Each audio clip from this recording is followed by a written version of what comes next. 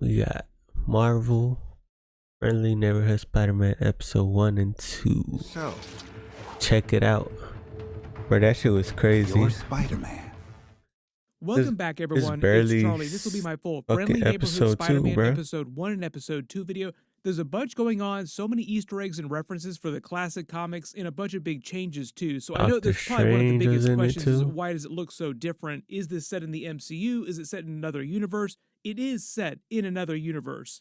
Also that they can play on a lot of classic tropes, both from the MCU, like a lot of Captain America Civil War going on here too, with a lot of twists, like it's Norman Osborn becoming his mentor instead of Iron Man. I'll be doing videos every week, so if you're brand new to the channel, be sure to subscribe to get all the videos.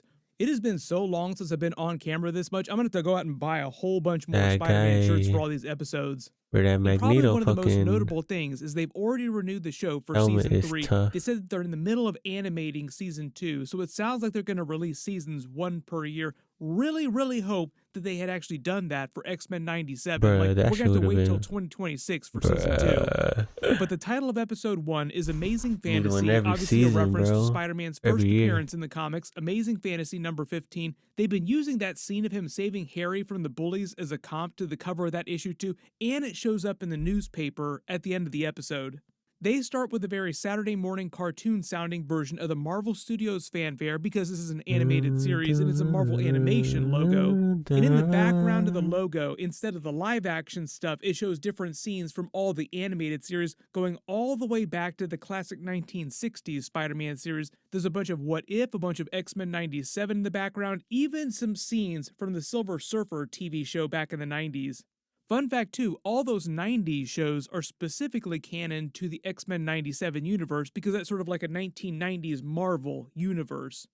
But they start the episode with a view of Manhattan and the Avengers Tower from the perspective of Queens because that's the borough of New York City that Spider-Man lives in. They also use the same font that the Russos used during Captain America Civil War because this is happening about 6 months before Civil War in the MCU, just like the MCU Spider-Man origin story.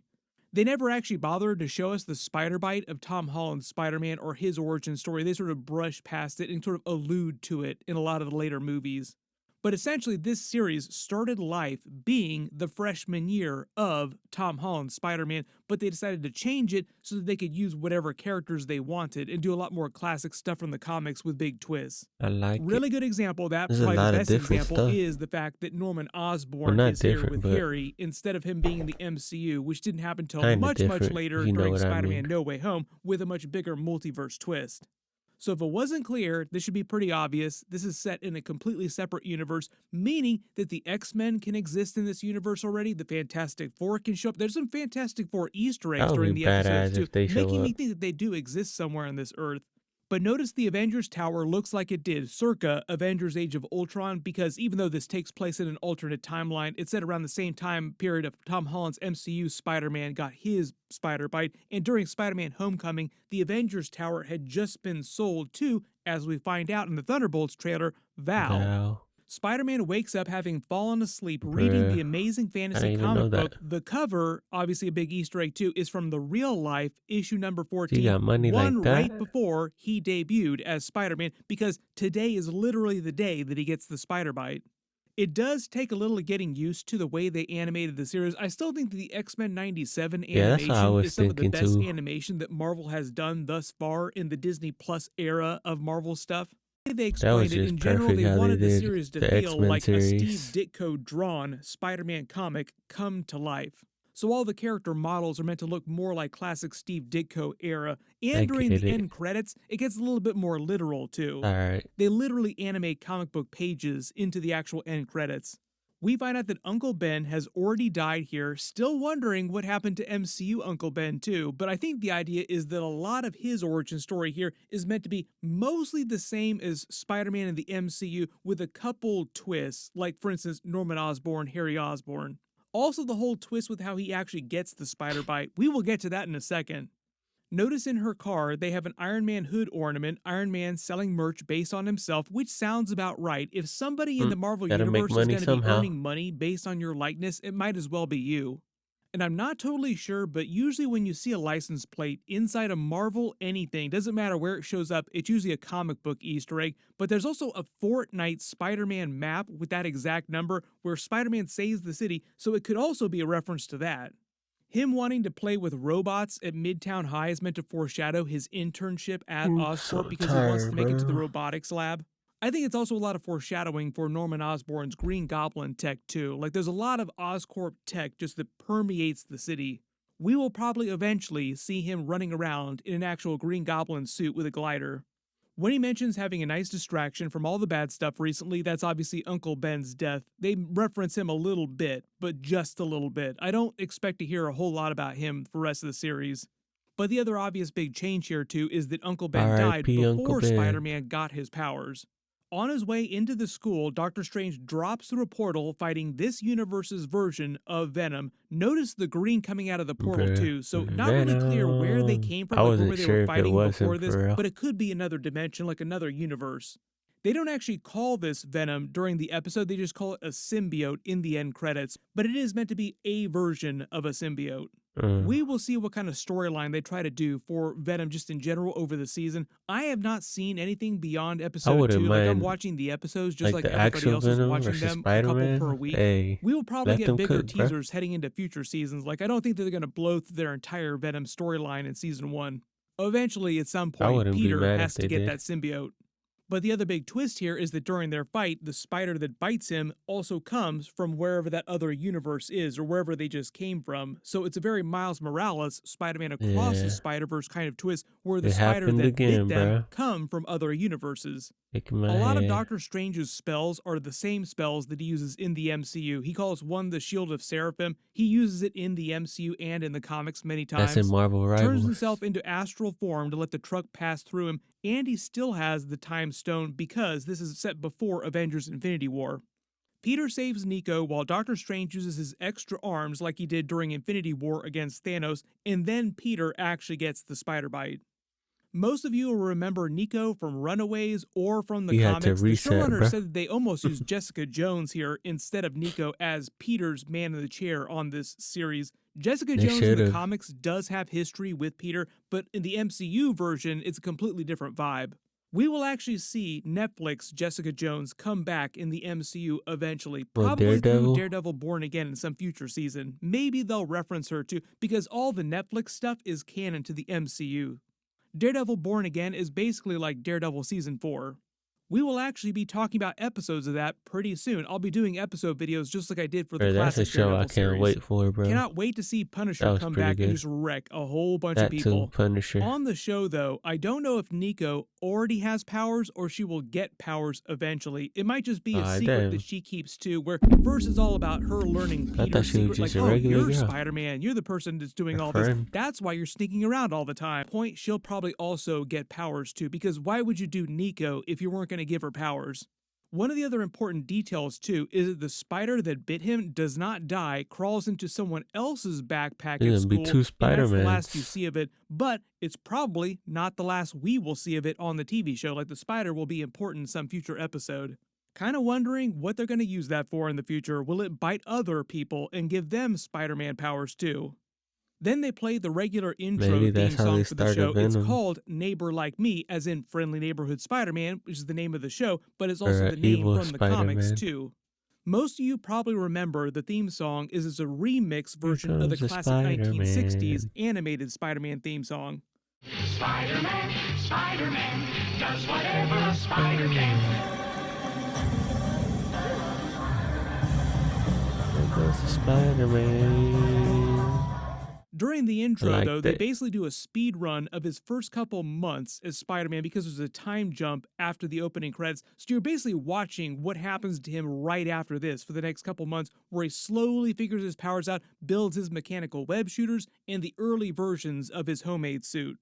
The flipping pages is the comic book effect, but a lot of the panels here are meant to be copies of actual real-life comic book panels. There are a ton of Spider-Man suits from the comic book panels, too. It looks like they're all his proto versions of him slowly designing different suits, and some of them I know that he's going to be showing up in later in the series, too, just because they showed up in a bunch of concept art. Most of these are either based on versions that are directly from the comics or they're very accurate to versions from the comics. He swings out of the panel wearing his first real homemade suit that he lands on, and the Show us a building that bunch he of stops suits, on bro. is the Oscorp Why Tower, not? which we wind up going to in episode 2.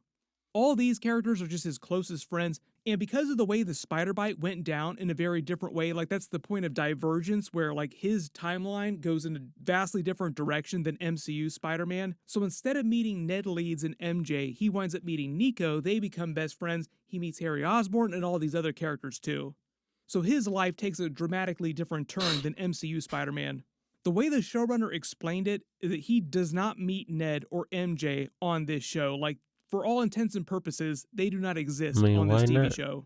I Harry's mean, going to become one of his if you best could friends, have just like someone the else, classic have comics. someone Pearl else. Panigan is a relatively new comic book character, but she's also his love interest in the comics. We will see what happens with the two of them in the future because Lonnie Lincoln, who also becomes one of his best friends, is also Tombstone in the comics.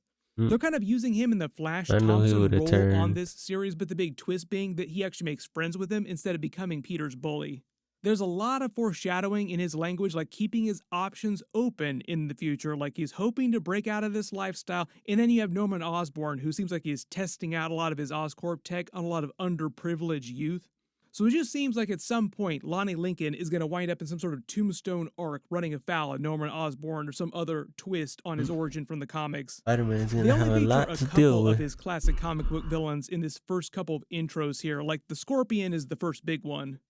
Then we get the time Ooh, jump to a few months later. He started to get used to his powers, but still doesn't completely understand how everything works yet. Still can't make it to his train on time, but because his powers make him vastly stronger, he can bounce off the car like it's no big deal. bro, that was Spider-Man doesn't have a crazy. true healing factor the way Wolverine or And the guy was Deadpool like, do, but he "Welcome does to New heal York." faster than a normal person, just like Captain America heals a little bit faster. You guys can let me know what you think of the web slinging effects on this. There's always a lot of criticism of the live action MCU web slinging compared to, say, like Andrew Garfield's web slinging. I'm a little more hopeful heading into like the next Spider-Man trilogy, like Spider-Man 4, 5, and 6. That'll be one of the things that they really work on because a new director is coming on to the series. But he winds up being late to school again because The he stops to details help are Harry everything. Osborn from some bullies who in this universe seems like more of a social media influencer whose family just already happens to be super rich because his dad is Norman Osborn. Really interesting real life detail here. So the person who's playing Stevie Sherman, this character here, is actually the NPC Miles Morales guy in What the real life hell? who got cast, I think because of all of his Miles Morales social Damn, I media did not posts. know that. So big ups to this guy. That's actually pretty cool. And they're basically trying to live stream them beating up Harry. Notice the chat while this goes down too. There's a bunch of Easter eggs in their chat. There's mentions of the Avengers, which is ironic because Peter does become an Avenger inside the MCU. Kick his ass Seabass is from the Dumb and Dumber movie, so we got some movie fans in chat. Mm. Getting beat up by a guy wearing hockey pads is a Batman Dark Knight joke, so getting some DC jokes here, but I don't think that makes Batman canon to this universe. Screwball is also a big Easter egg too. She's a villain from the comics who also live streams her crimes, which is something that people do in real life, just like these bullies here. People do that all the time. It's ridiculous.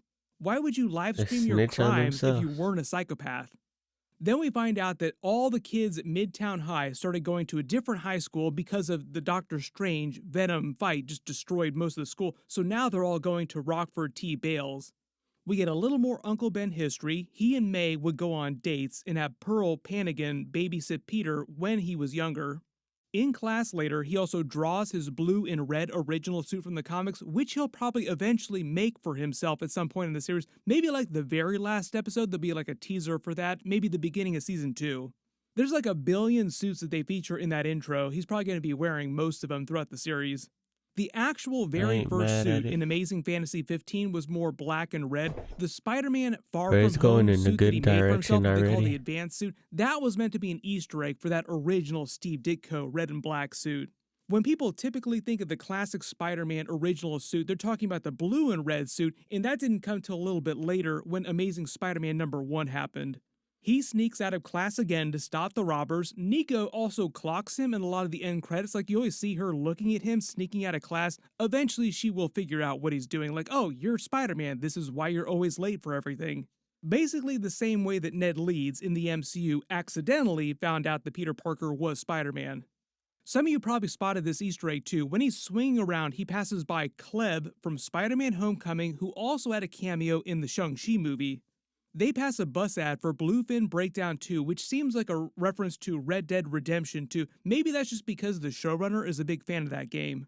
And the whole idea with this Never car played it. save, the bus save, is it's meant to be the That was a exact crazy same video save. that Iron Man showed him during Captain America Civil War, but in animated form. Like I said, this is basically meant to proceed mostly like the MCU Spider-Man origin story with a couple big twists. So a lot of these scenes are based on Captain America Civil War scenes. Lonnie then picks Peter as his lab partner because he so aggressively wants to get out of the place where he's living right now, like the poor lifestyle. Like he wants to have a really bright future, so he actually does want to work really Living hard. in the hood, I Basically think. causing Peter to do a complete 180 on him. Like he used to hate the guy He was because he mad took to his go crush back. from him, Well, but now sad, I suddenly he's like guess. his best friend. My assumption is that they're also building towards some big event where eventually he does turn into Tombstone and Spider-Man is forced to take him down, and that'll be the big conflict between them. Like, you're my friend, I can't take you down, but you're also doing a lot of really terrible stuff. Sort of like a Captain America and Bucky situation where like Bucky was still in full Winter Soldier mode until Captain America helped him. That was what I think was going on when all this talk of Lonnie saying, I want to have options for my future. I think one of those options is going to be him turning into Tombstone, whether he wants Foreshadowing. to or not. When he tells Pearl not to forget her goggles, that means she's on the swim team at school, but also she becomes the wave character in the comics. Bro, We will see everybody that gonna happens on the have TV show. You powers, have to remember bro. this is based on a lot of classic Spider-Man comics and I modern guess, why comics, not? so about 90% of the characters that show up in the episodes also have some sort of alternate identity in the comics as either a supervillain or superhero. We get a little more backstory on Lonnie's history. When he goes home, he gets profiled by a police officer a little bit, and then we find out that his Shaking my family is just head. super poor, and that's one of the reasons why he wants to be such a success with his future. You also notice there's a copy of the Daily Bugle on their table with Peter on the front cover saving Harry, that Hey, pose from Jonah Amazing Fantasy Jameson. number 15. Peter winds up helping the shop owner capture and then release the thief, trying to show some mercy. That'll also probably help him in the future too, where like he pays it forward and then other people wind up helping him in return. Giving him the free I pizza, thought they I were think is gonna also meant offer to him be a a Pizza job. Time reference Or too, like her a Tobey job. Maguire Spider-Man pizza references. When he finds the DVD player to take home, this is meant to be basically the events of Captain America Civil War right before we saw Spider-Man show up on screen, because What did he the even use whole that rest of the scene, for? when he walks in, the music that they play, the music track, is the same music track that they play during Captain America Civil War. Remember, now I The gotta go only back and difference in watch this it. scene here is that it's Norman Osborn instead of Iron Man. If you couldn't tell, Norman Osborn is being played by Coleman Domingo, who a lot of people actually thought might become the new recast version of Kang the You probably Conqueror might during then. Avengers But Doomsday. they got him We for will see that. if that winds up happening. But It's he did say probably that he his was talking test to run. Marvel about doing live action characters, not Norman Osborn, but like other live action characters. There's actually a Kang. pretty good chance we'll eventually see A Willem version Dafoe of come Kang. back as Green Goblin at some point in the Oh MCU. yeah. They gotta Like I keep said him though, as during Green the end Goblin, credits, they bro. have a bunch Ain't of no one comic book better. panels with artwork from the series made to look like actual comic book artwork, just like Steve Ditko's designs, but much closer to Steve Ditko's designs, like actual comic book animation. Episode 2 then is called The Parker Luck, which is reference to a couple things from the comics. They discussed the Parker Luck many times in the comics. He even had a comic book run that was referred to as Parker Luck. The intro is pretty much the same, Here but they comes added the Norman Osborn just because they Spider-Man. added him in this episode. So like they're adding things slowly to the intros and the end credits based on the new characters they introduce each time. When he says he's been looking at local high schools for candidates, that also might be for his experiments because Butane's gear later in the episode also has Oscorp logos all over it. So I think part of the idea is that Yeah, that's Norman who I Osborn thought isn't looking for was the candidates one that out of the hired goodness him, of I his heart. guess. He's just looking for test subjects, and Spider-Man's potential for power, wanting to exploit him as opposed to Iron Man, is like the next step. Like he wants to get Spider-Man next. So the whole twist here is that the mentor But he relationship didn't want is Peter way, Parker. He way wanted darker. Like this will Spider-Man. not end well for Spider-Man. You will definitely end up fighting this person while they're wearing Goblin armor. Can't wait, Maybe bro. he goes full Green Goblin by the end of the series. We'll see about that. The whole internship is also I meant to think be a they'll play on leave it Iron for Man's season 2. excuse that he gave Aunt May so that she would let him come to the airport battle, basically do a bunch of Avengers stuff with them. Later, though, they eventually did make a fake internship photo shoot to commemorate it, which Iron Man used as a memento of Spider-Man after his death in Infinity War. You notice later, though, Nico has already clocked that Norman Osborn is sus, very correctly, too, like she's right on the money there. All the talk about digging in his backyard, buried skeletons, The probably a conspiracy literal theories thing are in the comics, but true. also probably foreshadowing for the Well, Sinister in that Six and like universe, I all guess. the crazy villains that we see during the series. Would not be surprised if a lot of them get their tech from Oscorp, because a lot of them are classic Sinister Six Right. villains. She also mentions Roxxon Oil, which is a natural resources company in the MCU and in the comics. They've been featured on a ton of different TV series and a ton of different movies too. They are very, very evil. When he goes to Oscorp Tower, Gallo J is a reference to John Gallo in the comics, who becomes Bruh, the him Ricochet too? character. The whole ID badge is also meant to be a comp to Tom Holland's ID badge on his passport that we see a couple He times in the dead. MCU.